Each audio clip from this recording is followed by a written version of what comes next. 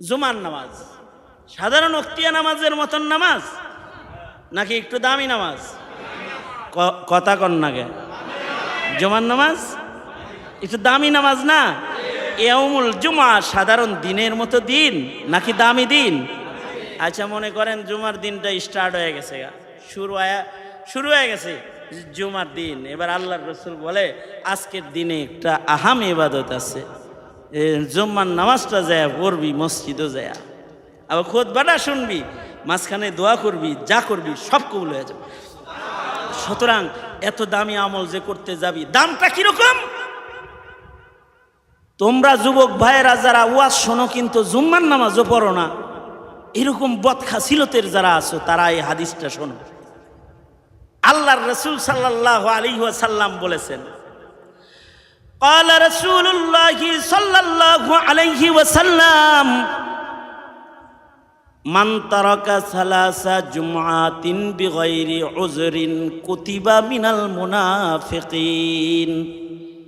আল্লাহর রাসূল বলেন, কেউ যদি কোনো ধরনের ওজর ব্যতিরেকে লাগাতার তিনটা জুমার নামাজ কেউ যদি বর্জন করে লাই, কোনো ধরনের ওজর নাই, ওজরে মাকুল সারা ঐচ্ছিক ইচ্ছাকৃত কেউ যদি 3 জুমার নামাজ লাগাতার ছাইরা দেয়, তো আল্লাহ তাআলা তার উপরে এত গুসা আর রাগ হয়ে যায় যে আল্লাহ তাআলা রাগ করে তার নাম ইমানদারের দপ্তর থেকে কাইটা আল্লাহ তাআলার নামটা মুনাফিকের লিস্টের ভেতরে উঠায়া দেয়।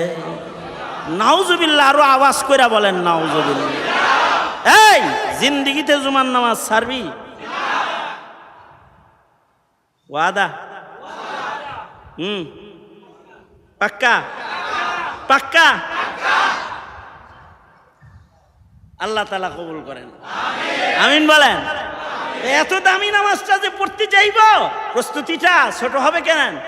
আল্লাহর রাসূল বলেন সকাল থেকে স্টার্ট দিবি, বয়ে বয়ে নখ কাটবি, শুক্রবারে জুমার নামাজ পড়বি তো বগলের পশম সাফ করবি, অন্যান্য জায়গাগুলোকে পাক সাফ করবি, সুন্দর করে গোসল করবি, সাবান দিয়ে ডলে ডলে ভালো করে গোসল করবি, মুছগুলা ছাড়বি। মুছাটার টাইম নেই, খালি হসুর বাড়ি যাওয়ার সময় মুছ ছাড়ো। এটা মানে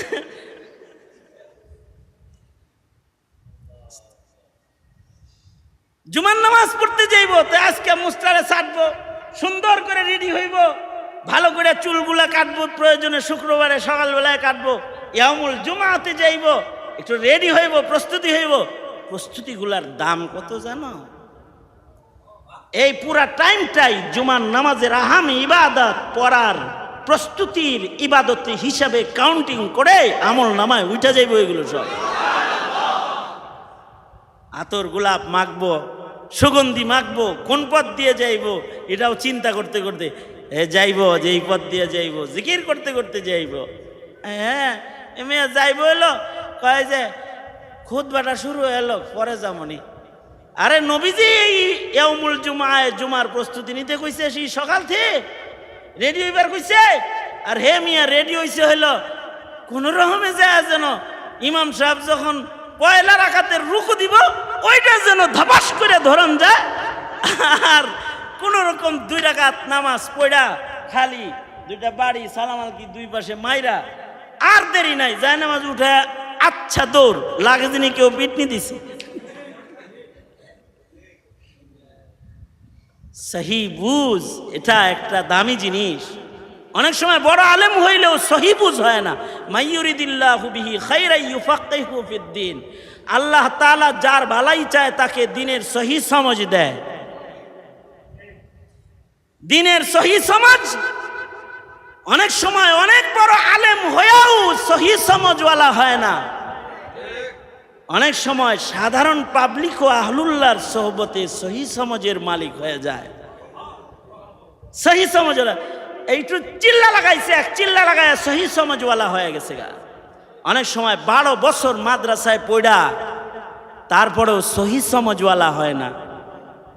অনেক সময় আল্লাহওয়ালাদের দরবারে সামান্য সময় বৈশা কয়দিন জিকিরের সবক আদায় করা সহি সমঝওয়ালা হয়ে যায়।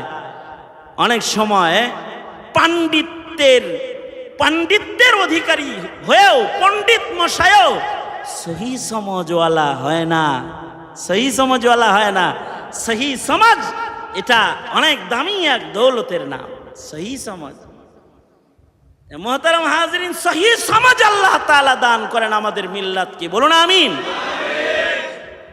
তাহলে নিয়তের মাধ্যমে, নিয়তের সুন্নতটা কত দামি, এর মাধ্যমে ইবাদতের এরিয়াটা, দায়রায় ইবাদতটা অনেক বড় হবে, ইবাদতের ওজনও অনেক বাড়বে। শুধুমাত্র একাত্তা সুন্নতের কারণে, শুধু মনে করেন নিয়তের সুন্নত, ওইরকম তাহলে বাথরুমে থাকাটার সময়েরও একটা নিয়ত আছে। এই কারণে মুফতি আজম পাকিস্তান আল্লামা শফি রহমতুল্লাহ আলাইহি, মুফতি জাস্টিস তাকি উসমানী দামত বরকাতুহুমের আব্বা যান, উনি বলেন কি যে আমি বাথরুমের যে অবস্থানকালীন সময়ে শুধু বাথরুম করতাম না, আমার আদত হলো এই সময়টাকে ইবাদত বানাইবার ধান্দায়, শুধু পায়খানা করে বাইরে আইছি এই জিনিস যেন আমল নামায় না লেখে, এই ধান্দায় ওই সময় বর্তন ধুইতাম, ওই সময় বর্তন ধুইতাম, অথবা ওই সময়ে বাথরুম ধৌত করতাম।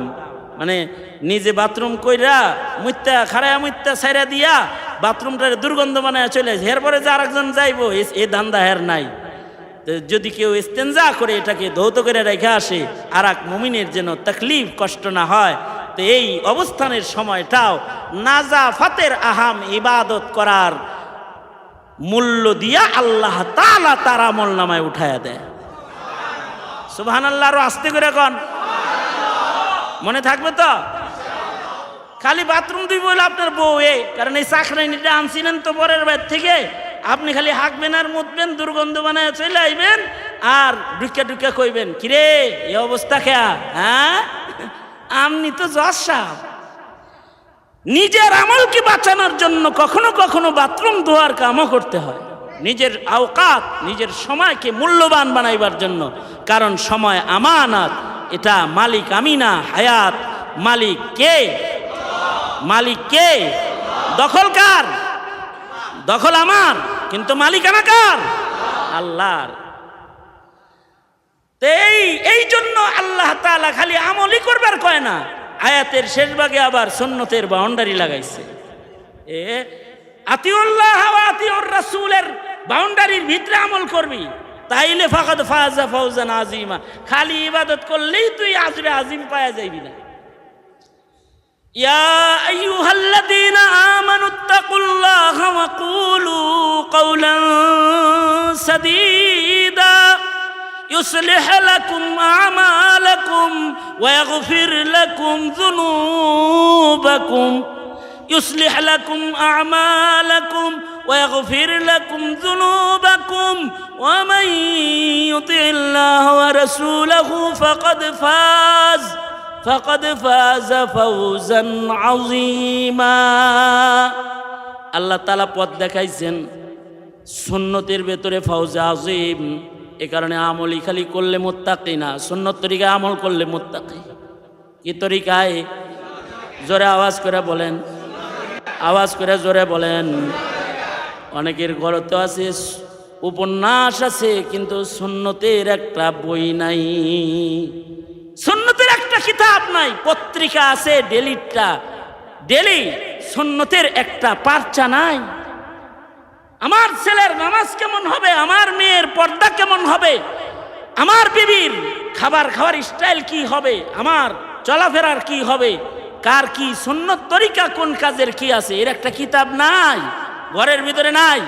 টাকা কামাই করে খালি ভাত কিনে খাওয়াইছেন, চাল কিনা আর হাগাইছেন, একটু সুন্নত শিখান নাই।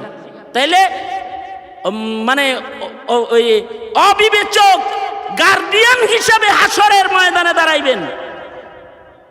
মামলাটা করবে কে?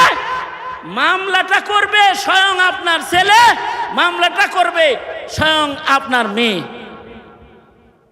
এ আল্লাহর সামনে দাঁড়ায় বলবে যে আমাকে তো শিখায় নাই, আমাকে খালি আগামতা শিখাইছে, হাইকমোড শিখাইছে, হাইকমোড আমাদেরকে পেশাব পায়খানা শিখাইছে, আমাদেরকে ভদ্রতা শিখাইছে, আমাদেরকে প্রাচ্যের পাশ্চাত্যের অনুকরণ শিখাইছে, সুন্নত শিখায় নাই আমাদেরকে। আমাদের মা বাপ আসামি কইরা আপনাকে আসামি কইরা মামলা দায়ের করবে।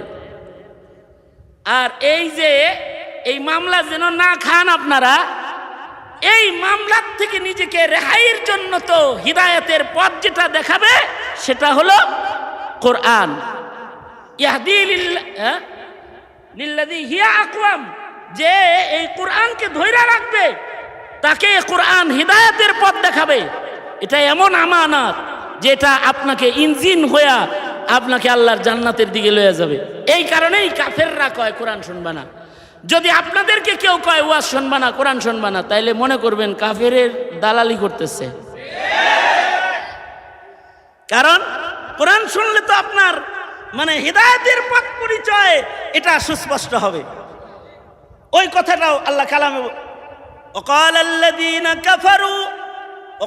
الذين كفروا لا تسمعوا لهذا القرآن والغوا فيه لعلكم تغلبون। কোরআন শুনতে মানা করে কাফেররা, কোরআনের আওয়াজ হলে সেখানে হট্টগোল বাজায় দিবে, কাজ্জা লাগাইয়া দিবে। যেখানে কোরআন শোনার কথা হইব ওখানে একটা বেজাল লাগাইয়া দিবি, বুদ্ধিটা দেয় কাফেররা। আল্লাহ কয় না, যেখানে কোরআন বলা হয়, যেখানে কোরআনের কথা বলা হয় শুনবা। ওয়াইদা কুরিয়াল কোরআন ফাসতামিউ লাহ, কোথাও কোরআন পড়তেছে শুনবা, শুনলে লাভ হইব। নিজের ছেলেরাও শোনাইবা, শোনাইলেও লাভ হইব।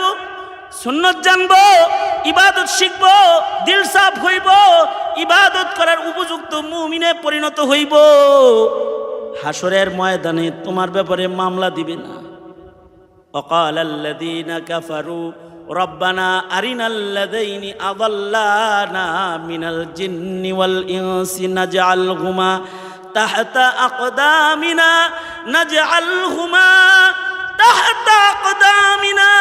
লিয়াকুনা মিনাল আসফালিন। মামলা দিয়া আল্লাহর কাছে বলবে, আল্লাহ আমগর পায়ের নিচে এগুলো শুয়াও। যে মা বাবা আমাগরে দিন শিখতে দেয় নাই, আমাদের সুন্নত শিখায় নাই, আমাদের ইবাদত শিখায় নাই, আমাদের ইসলামের সংস্কৃতির শিক্ষা দেয় নাই, দিন শোনায় নাই, দিনের উপরে চালায় নাই। ধন্যবাদ দিই আপনাদের মতো ওই অভিভাবক যারা নিজের সন্তানকে কোরআন শিখান অথবা সুন্নত শিখান। ময়দানে মাহশরে আল্লাহ তাআলা তাজ পড়ায় আপনাদেরকে পুরস্কৃত করবে। যদি সন্তানটা হাফেজ হয়ে যায়, যদি সন্তানটা দায়ী হয়ে যায়, সর্দার হইয়া পিতা মাতার জন্য সম্মানের কারণ হয়ে যাবে আপনার একটা সন্তান। মুহতারাম হাজিরিন, এটা যে সোজা পথে করে যে নিবেন, সোজা পথে নেওয়ার জন্য সবচেয়ে বড় জিনিস যেটা আল্লাহ দিছে, চোখ দিয়া সোজা পথে চলা যায় না, হাত দিয়া সোজা পথে চলা যায় না, শক্তিশালী পা দিয়া সিরাতে মুস্তাকিমে চলা যায় না। সিরাতে মুস্তাকিমে চলতে কোরআন দরকার হয়। কি দরকার হয়? এই জন্যই কোরআনের আমানত মুমিন মিল্লাতের কাছে সবচেয়ে বড় আমানত। যে আমানতটা আল্লাহ তাআলা আসমানকে সেধেছিলেন, আসমান নেয় নাই, জমিনকে সেধেছিলেন, জমিন নেয় নাই, পাহাড়কে সেধেছিলেন, ভয়ে পালায়ন করছে, নেয় নাই, পারুম না বলে মানা করেছে, ইনসান গ্রহণ করেছে। সেই বড় আমানতটা যার আজমত দিয়ে আমানতের বর্ণনা আল্লাহ তাআলা আল্লাহর কালামে করেছে, তার নাম কোরআন। আমি তিলাওয়াত করেছি, পরের আয়াতেই আল্লাহ তাআলা বলতেছেন, ইন্না আরাদনাল আমানাতা আলাস সামাওয়াত, ইন্না আরাদনাল আমানাতা আলাস সামাওয়াতি ওয়াল আরদি ওয়াল জিবাল ফাআবাইনা আন ইয়াহমিলনাহা مثلها وأشفقنا منها وحملها الإنسان إنه كان ظلوما جهولا। এই আমানতটা মানুষে আল্লাহর কাছ থেকে ছায়া নিছে, এই আমানত পায়া আল্লাহর কাছ থেকে পায়া দামি জিনিস জান্না বুঝা মানুষ এই আমানতের সাথে জুলুম করে অথবা করবে। এ কারণেই মানুষকে আল্লাহ আবার জালেম এক দুইটা গালিও দিছে, জাহেলও কইছে। দুনিয়ার সব কিছুর মূল্য বুঝলি, কোরআনের মূল্য বুঝছ না, তুই তো জাহেল। জাহেল দুনিয়ার সব কিছুর হক আদায় করলি, কোরআনের হক তুই আদায় করস না, তুই তো জালেম। জালেম জালেম আস্ত জালেম। দুনিয়ার সব বুঝোস, কোরআন বুঝোস না, তুই তো জাহেল। আমানতের মূল্য বুঝোস না, তুই জাহেল। দুনিয়ার সব জিনিসের হক আদায় করস, কোরআনের হক আদায় করস না, তুই জালেম। এ কারণে আল্লাহ তাআলা মানুষকে আবার দুইটা গালিও দিছে, নিজেই আবার কয় ইন্নাহু কানা যালুমান জাহুলা। তাহলে জালেম হওয়া যাবে না, জাহেলও হওয়া যাবে না। মুহিউস-সুন্নাহ শাহ আবরারুল হক রহমাতুল্লাহ আলাইহি বলে চার জিনিস কইলো, তাহলে জালেম হইবে না, জাহেল হইবে না। কোরআনে কারিমের চারটি হক আছে, ওইগুলো আদায় করে হালায়। এক নম্বর হক তাজিমে কোরআন, ইজ্জতে কোরআন, আজমতে কোরআন, এটাকে হেফাজত করবা। দিলের ভিতরে কোরআনের সম্মান রাখবা। মুসলমানের আওলাদ, দুনিয়ার সব কিছুর মর্যাদা বুঝো, কোরআনের মর্যাদা বুঝো না, এমন হবা না। ঠিক না ব্যাঠি? বুঝাইতে পারছি? দুনিয়ার সব শিক্ষার মূল্য বুঝো, কোরআন শিক্ষার মূল্য বুঝো না, এমনটি তুমি হবা না। আজমতে কোরআন দিলের ভিতরে রাখবা, এক নম্বর হক। দুই নম্বর হক মুহাব্বতে কোরআন, কোরআনকে মুহাব্বত করবা। কোরআন যার সিনায় আছে তারে মুহাব্বত করবা। কোরআন যেটার সাথে লাগছে ওইটারও মুহাব্বত করবা। দেখো না, কোরআনের সাথে রাতের ছোঁয়া লাগছে, রাত দামি, দিনের ছোঁয়া লাগছে, দিন দামি, মানুষের ছোঁয়া লাগছে, মানুষ দামি, তো তোমার ছোঁয়া লাগবে, তুমিও দামি। আল্লাহু আকবার, জোরে করে বলেন আল্লাহু আকবার, তুমিও দামি হয়ে যাবা। আর কোরআনকে সবচেয়ে বেশি মুহাব্বত করবা। ছেলের চাইতেও কোরআনের মুহাব্বত বেশি, মেয়ের চাইতেও কোরআনের মুহাব্বত বেশি, নিজের জানের চাইতেও কোরআনের মুহাব্বত বেশি। কেউ যদি কোরআনকে মিটাইতে চায় তখন জান দিবা, কিন্তু কোরআন মিটাইতে দিবা না, কোরআন মিটাইতে দিবা না। জানের চাইতে বেশি মুহাব্বত করবা। মুহাব্বতে কোরআন, কোরআনের মুহাব্বত দিলের ভিতরে রাখবা। আজমত, সম্মান দিলের ভিতরে রাখবা। মুসলমানের আওলাদ তুমি, তোমার দিলে কোরআন হবে মুহাব্বতের জিনিস, মুহাব্বতের জিনিস কোরআন। কোরআন কোরআন কোরআনের উপরে পেশাব করে ফেসবুকে দেয়, তখনও তোমার শরীরে জ্বালা তালা ধরে না, তো তোমার তো কোরআনের মুহাব্বতই নাই মিয়া। কোরআনের মুহাব্বত দিলে রাখবা। হুকুকুল কোরআন, তিন নাম্বার কোরআনকে বিশুদ্ধ করে পড়া শিখা। যেমন তাজবিদে কোরআন নাজিল হয়েছে, যেভাবে আল্লাহর রাসূল তেলাওয়াত করেছে, যেভাবে হযরত জিবরাইল তেলাওয়াত করেছে, নবীজি শুনেছে, নবীজি তেলাওয়াত করেছে, জিবরাইল শুনেছে, নবীজি পড়েছে, সাহাবী শুনেছে, ওইভাবে কোরআন পড়া। বাংলা উচ্চারণ দেখে দেখে কোরআন মজিদ পড়লে কোরআন পড়া হয় না। কোরআনকে তাজবিদ সহকারে কোরআনের হক আদায় করে তিলাওয়াত করতে হয়। তিলাওয়াতুল কোরআন মা'আত তাজবিদ, কোরআনের তিলাওয়াতটা তাজবিদের সাথে করতে হবে, এটার হক আদায় করে করতে হবে। যেই ভাবে কোরআন তেলাওয়াত নাজিল হয়েছে ওইভাবে তিলাওয়াত করতে হবে। নিজের মিমবাদি খালি ঘুরে আর খালি এই তেলাওয়াত, গুনগুন করা তেলাওয়াত না, সুন্দর তাজবিদের তিলাওয়াত করতে হবে। তিলাওয়াতুল কোরআন এটা ফরজ, প্রতিটি মুমিনের জন্য। কোরআন বুঝা ফরজ না, বুঝবে তো কিছু লোক, কিন্তু পড়া সবার উপরে ফরজ, পড়বে সবাই শুদ্ধ করে, এটা ফরজ, ফরজে আইন। কোরআন শরীফ শুদ্ধ করে পড়া ফরজে নাকি কেফায়া? বলে না। কোরআন বুঝা কেফায়া, কিন্তু পড়া আইন।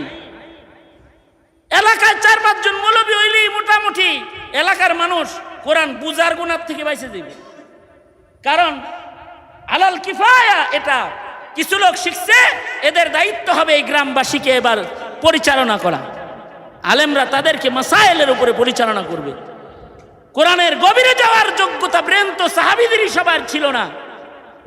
যাদের আল্লাহ মনোনীত করছেন তারা ফকিহ হইছেন। আমনে মিয়া সৌদি আরবে যায় কয়দিন চাকরি কইরা বুখারী শরীফ কয়টা হাদিস তর্জমা বইরা আমনে ফকিহ হয়ে গেছেন গা। হ্যাঁ, ফকিগিরি দেখান যে ফকিহ, আপনি ফকিহ, মাসাইলে সর্দার আপনি। এত সোজা না, ইতনি আসান বাত নেই। এর গভীর পর্যন্ত যাওয়ার জ্ঞান আল্লাহ তাআলা সাহাবীদেরকেই দেন নাই সবাইরে। এজন্যে কিন্তু তিলাওয়াত করার ফরিজা হুকুম যেটা, এটা সবার উপরে ফরজ। বিশুদ্ধ করে সকলকেই তিলাওয়াত করতে হবে। বাড়ির ছেলেটাও বিশুদ্ধ তিলাওয়াত করতে হবে, মেয়েটাও বিশুদ্ধ তিলাওয়াত করতে হবে।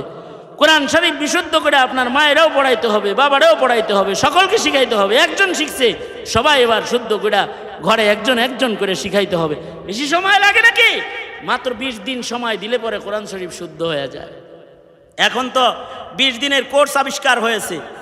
তোমরা দুনিয়ার সব কাম করার টাইম পাও, 20 দিনের কোর্স লাগায় একটু কোরআন শরীফ শিখার টাইম কেন পাও না? যুবক ভাইরা, ভালো হয়ে যাও, ভালো হইতে পয়সা লাগে না। আর যদি কোরআনের আমল শিখতে চাও, যাও একটা চিল্লায় চলে যাও, একটা চিল্লা লাগাও, 40টা দিন কিছু নেককারের সাথে থাকো, দেখবা সোজা হয়ে গেছে। হায়াতের 40টা দিন নামাজ শিখার জন্য দিতে পারবা না, আর তুমি তোমার হায়াতকে আল্লাহর পছন্দের রঙে রঙিন বানাইবা মোবাইল দিয়ে দিয়া? এত সোজা? মোবাইল দিয়ে দিয়া? হ্যাঁ, এত সোজা না। একটু হাতে কলমে দিন শিখার আদত করা চাই। যুবক ভাইয়েরা যারা আছেন তারা এক চিল্লা অথবা 7 দিন অথবা 3 দিনের জামাত মাঝে মাঝে যায়া যায়া এগুলো ঠিক করে নিবেন তো ইনশাআল্লাহ? কারা কারা ঠিক করবেন? হাত তোলেন। আল্লাহ কবুল করেন, বলেন আমিন। আওয়াজ করে চিল্লায় জোরে করে বলেন আমিন। যদি এগুলো না ঠিক করেন তাহলে জালেম হইবেন, তাহলে জাহেল হইবেন। আর যদি হক আদায় করেন তাহলে জালেম জাহেল গালির থেকে, আল্লাহর গালির থেকে বাঁচতে যাবেন। কোরআন আপনার জন্য আপনার উপরে লানত করবে না, আর রাসূল কোরআনের হক যারা আদায় করবে না তাদের ব্যাপারে কোরআনে কারিমে আল্লাহ বলছেন, আল্লাহর রাসূলের উপরে তো কোরআন নাজিল হইছে, যারা কোরআনের হক আদায় করবে না তাদের ব্যাপারে আল্লাহর রাসূল নিজে ময়দানে মাহশারে মামলা দায়ের করবেন। ওয়াকালার রাসূলু ইন্না, বলেন ইন্না হাযা কওমি ইত্তাখাযু মাহজুরা, কি আয়াত পড়েন না কে? ওয়াকালার রাসূলু,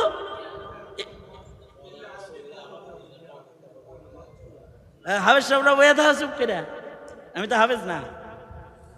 তো মুহতারাম হাজিরিন, ওয়াকালার রাসূলু ইয়া রাব্বি ইন্না কওমি ইত্তাখাযু হাযাল কুরআনা মাহজুরা।